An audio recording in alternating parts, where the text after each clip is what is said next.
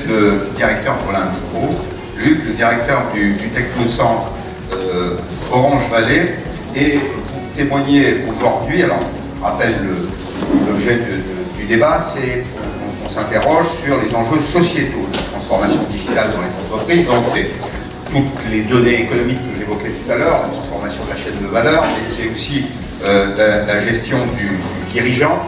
Vous êtes le dirigeant du Technocentre Orange, et vous allez nous parler de l'économie des usages, des nouvelles règles de l'économie et des organisations apprenantes. Au fond, ça couvre aussi une partie du sujet qui vient d'être évoqué par Virginie, puisqu'on parle de coopération. Voilà, vous avez 10 minutes. Merci Pascal. Donc le Technocentre, en deux mots, c'est l'usine à produits et services innovants de groupe Orange. Les équipes sont réparties entre Londres, Paris, Abidjan et Amman. Là, en gros, où se trouvent nos clients. À Londres, c'est plutôt un centre de design. Et Orange Fab, qui est la deuxième entité dont j'ai la chance de m'occuper, est un réseau d'accélérateurs de start-up qui se trouve dans 14 villes dans le monde, sur les 4 continents. Ça permet d'avoir le pouls de l'innovation mondiale, là où elle se trouve, c'est-à-dire en Asie, aux États-Unis, en Europe, Afrique et Moyen-Orient, bien entendu. Donc j'ai beaucoup de chance de faire ça. Je vais... Alors, est-ce que ces micros-là marchent? Ils ne marchent pas, donc je vais les plier. Voilà. On peut peut-être les mettre en... Non, mais c'est bon, faisons simple. Merci beaucoup. Tout va bien. Je vais essayer de traiter donc l'impact social de la digitalisation.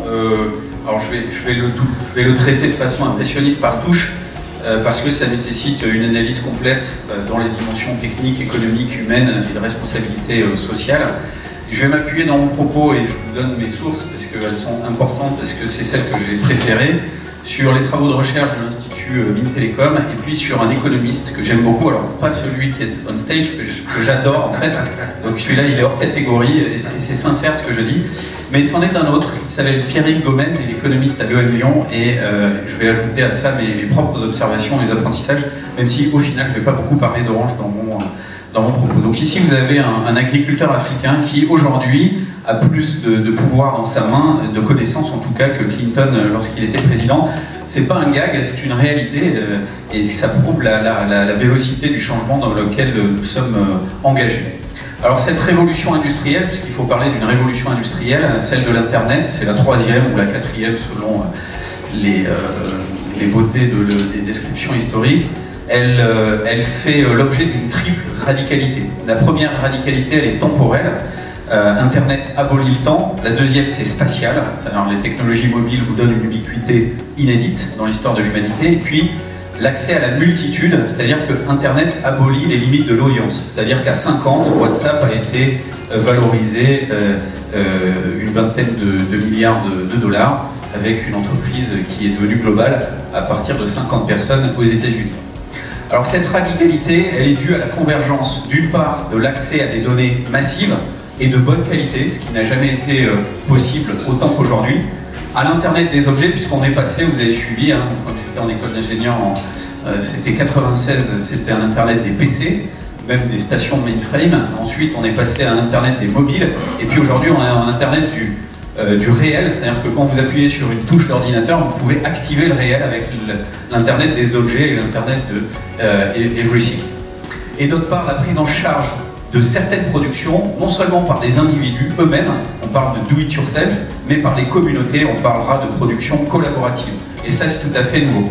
Et alors, quand on prend tout ça, on se dit finalement, l'humain avec son cerveau reptilien, c'est très compliqué pour lui de s'adapter à tout ça. D'ailleurs, il est soumis en matière de changement à l'équivalent de la poussée d'une fusée qui s'extrait de l'écorce terrestre. C'est Stigler qui a cette image que je trouve très pertinente. Donc ce que dit Satya Nadella, le patron de Microsoft, qui était à Vivatech il y a quelques jours, il dit que nous devons passer au sein des organisations, et c'est probablement le principal défi des organisations dans lesquelles nous sommes tous, d'un statut de sachant à un statut d'apprenant, et un statut d'apprenant perpétuel. C'est-à-dire qu'on va apprendre tout au long de sa vie, et finalement nous sommes devenus des apprenants, parce que sinon, bien forcément, notre obsolescence, notre capacité d'employabilité est fortement impactée. Alors Pierre-Yves Gomez, le fameux économiste dont j'ai mérité les talents, dont j'ai décrit les talents juste avant, explique que pendant des millénaires, donc, le travail était réduit à un espace domestique, la ferme en gros, hein, vous avez bien cette image au Moyen-Âge par exemple, donc le travail resserré sur une économie courte. Au XVIIIe et au XIXe siècle, première révolution industrielle, vous connaissez la séparation entre le capital et le travail, investissement sur les machines d'une part et les travailleurs qui viennent avec leur force de travail, c'est une vision très marxiste des choses, Marx l'économiste, un travail atomisé qui devient séquencé et à partir de là, et c'est pour ça que je parle de ça, pas pour faire de l'histoire, c'est pour dire qu'il y a un changement de paradigme qui a développé une tendance à la perte de sens au travail par ce séquençage et ce travail qui devient atomisé, dans lequel nous sommes un maillon de plus en plus infinitésimal d'une séquence de production globale. Et donc des questions qui émergent sur l'utilité de soi, mon interchangeabilité, mon maillon plus ou moins élémentaire de la chaîne de valeur, à quoi sert. Et donc si on regarde la partie de droite, donc c'est le travail salarié plus indépendant, ça constitue le PIB, c'est la richesse économique visible. Et puis il y a une richesse économique non moins importante qui agrège la somme de ce qu'on appelle le travail, qui elle est vos activités domestiques. Ben, c'est un travail de s'occuper de sa famille, de sa maison, de faire la cuisine, j'adore ça, de s'occuper de l'associatif. 12 millions de bénévoles en France font de l'associatif, équivalent de 1 million d'équivalents temps plein, c'est considérable. Et puis du consommateur en self-service, ça c'est très important, vous avez appris comme moi à vous verser de l'essence dans votre voiture tout seul, à monter vos meubles Ikea tout seul, et à remplir votre feuille d'impôt, même si elle va bientôt disparaître, chic, et à réserver vos billets de train tout seul, puisque l'agent SNCF n'est pas disponible aux heures où vous l'attendez. Et le collaboratif, alors ça c'est quand évidemment on n'est pas dans un contexte de grève. Voilà. Non mais la SNCF ne vend pas que des billets de train. Absolument. Le site, oui, SNCF vend toutes sortes de choses. Il se diversifie dans l'économie communautaire en particulier. Donc le collaboratif, justement, venons-y. Donc partage de recettes de cuisine, Airbnb, etc. Donc le travail indépendant, il génère une forte autonomie. Alors le travail indépendant, donc c'est, je ne sais pas si je peux montrer avec le laser, donc c'est là. Il génère une forte autonomie, une incertitude très forte également. Le travail salarié, ben, c'est l'inverse. Il y a moins d'incertitude, mais c'est potentiellement moins intéressant. Et donc on aperçoit un réinvestissement du champ extra-professionnel. Et en moyenne, comme on passe 50% de son temps en travail salarié et 50% dans le non-salarié, plus le travail est inintéressant en entreprise, plus le salarié va concentrer son investissement, son énergie dans le travail non salarié, qui, in fine, by the way, peut aussi détruire du travail salarié. Ça, c'est une conséquence qu'il faut observer également. Et donc, on a comme ça l'émergence et le temps des plateformes. Hein, Accor, 500 000 chambres, Airbnb, 1,5 million en des temps records. Et ces plateformes tendent à des positions, sinon monopolistiques, en tout cas oligopolistiques, puisqu'elles utilisent une loi économique bien connue, qui est le principe de Metcalfe, qui fait que la puissance d'une plateforme est égale au carré de ses membres. Proportionnelle au carré du nombre de ses utilisateurs. Voilà, et donc ça génère un trou noir de valeur, puisque le leader takes all, avale toute la valeur.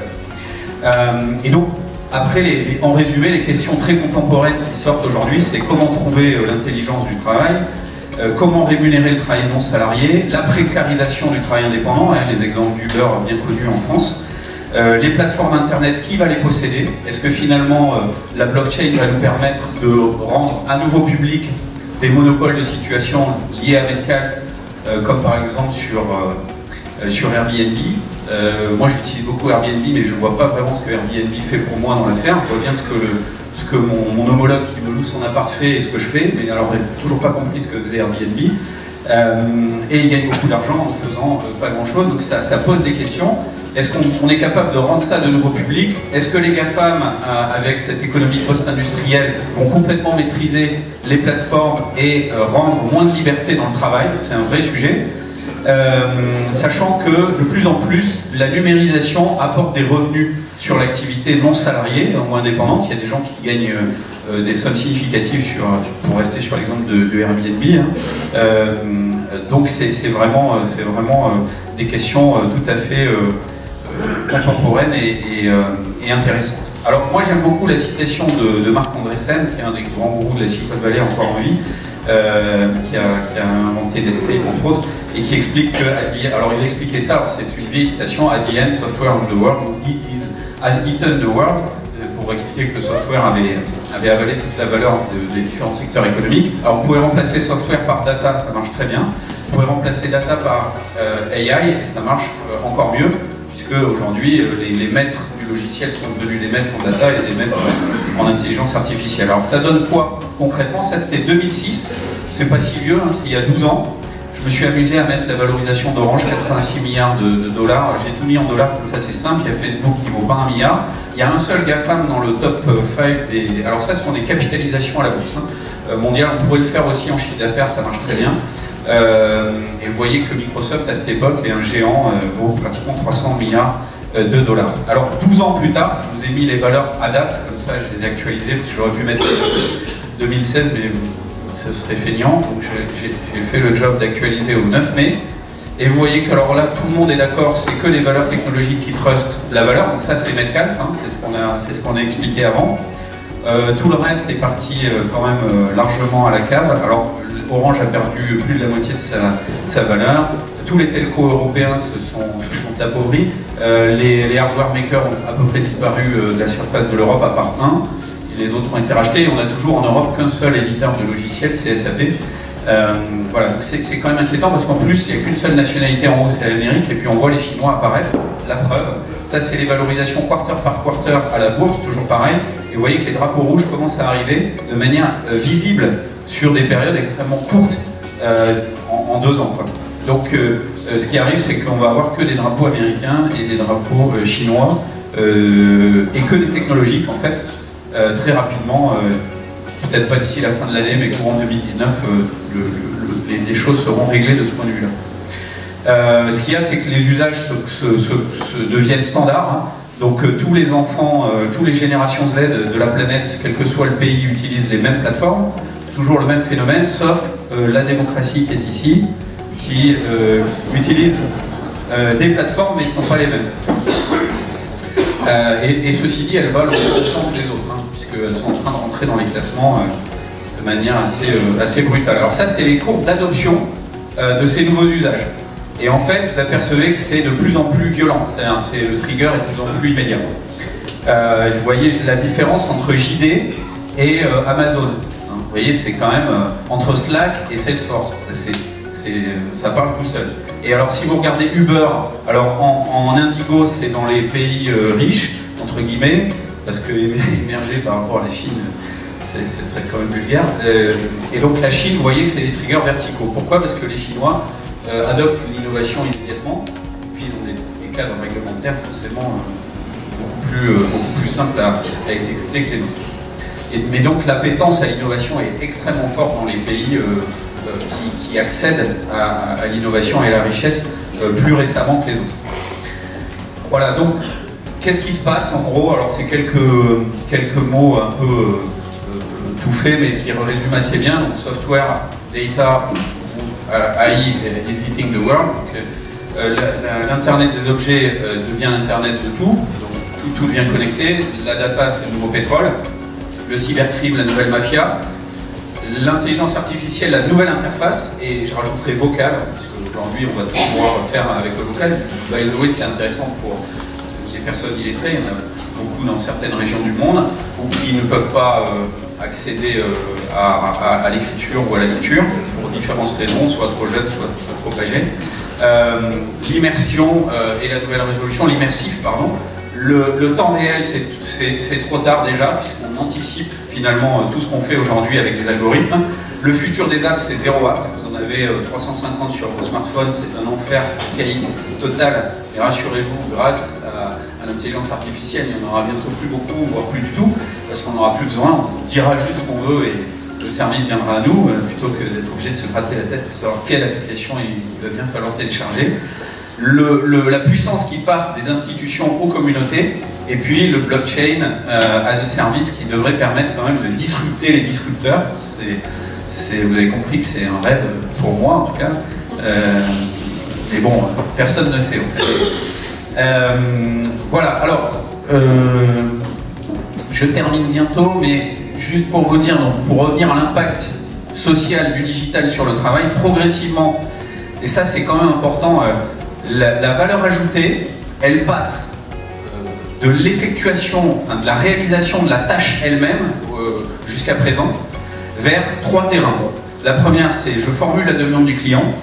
La deuxième, je conçois la solution et je conçois les automates qui vont réaliser la solution, donc qui vont répondre. Et je me concentre sur un troisième volet qui est le service à livrer au client. Donc en gros, je comprends ce que veut le client, je design la solution et je la fais exécuter et je la livre. Et ça, c'est du service en fait. Et donc on voit l'émergence extrêmement forte du service et de la dimension humaine de cette relation, sachant que la machine va pouvoir faire beaucoup de choses, pour pas dire à peu près tout, sans nous, pour le reste. Et donc le shift de paradigme considérable en plus, c'est que des clients aujourd'hui qui sont plus connectés, ça a été dit avant, et ils sont également plus exigeants.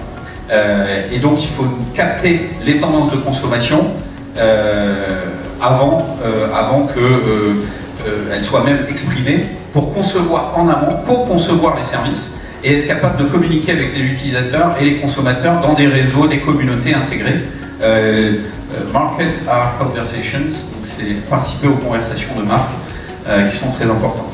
Donc le numérique est au cœur de la stratégie de 100% des entreprises, si ce n'est pas le cas, c'est un cas d'espèce, par la combinaison de 3 choses, l'automatisation, production à la demande, personnalisation dont le mouvement d'impression 3D, je l'ai dit, la dématérialisation et la réorganisation des schémas d'intermédiation. Ce qui est donc le plus important dans ce contexte, clairement, c'est le facteur clé de succès des organisations, c'est de reconnaître les changements, d'être capable de réagir rapidement. Au XXe siècle, on était dans la stabilité et l'échelle qui assuraient le succès. Aujourd'hui, on est davantage basé sur la découverte et l'agilité en temps réel sur un monde qui est mis en données. Et c'est pour ça que si vous maîtrisez la donnée, vous maîtrisez absolument la relation client et donc votre écosystème. Je te promets, Pascal, que je termine en quelques secondes. Ne m'éjecte pas encore de là. Voilà. Et c'est Porter qui dit ça le mieux, c'est que la vie du produit, la vie de l'expérience client, elle commence une fois qu'on l'a vendu. Et elle ne s'arrête pas à la vente, elle commence à la vente, puisqu'on commence à engranger des données d'utilisation et potentiellement de fidélisation. Donc en conclusion, la grande entreprise, alors ça je l'avais viré, mais du coup je l'ai encore, mais je vous le laisserai dans le pack. La grande entreprise dans laquelle je suis, elle n'a d'avenir que si elle change ses rapports avec son écosystème. Il faut qu'elle soit facilitatrice vis-à-vis de son écosystème et qu'elle le gère. Le manager Napoléon, c'est fini.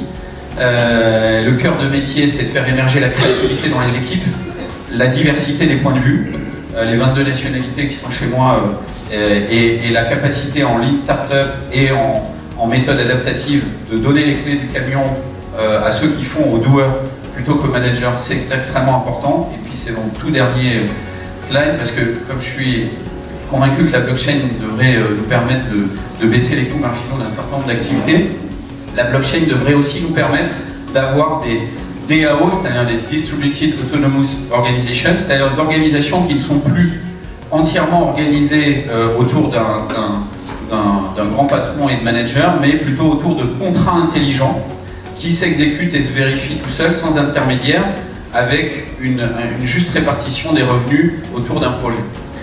C'est profondément humain comme démarche, c'est assez équitable, et c'est peut-être un utopisme, mais ça vaut le coup d'essayer. Je vous remercie. Merci Luc. Juste une question.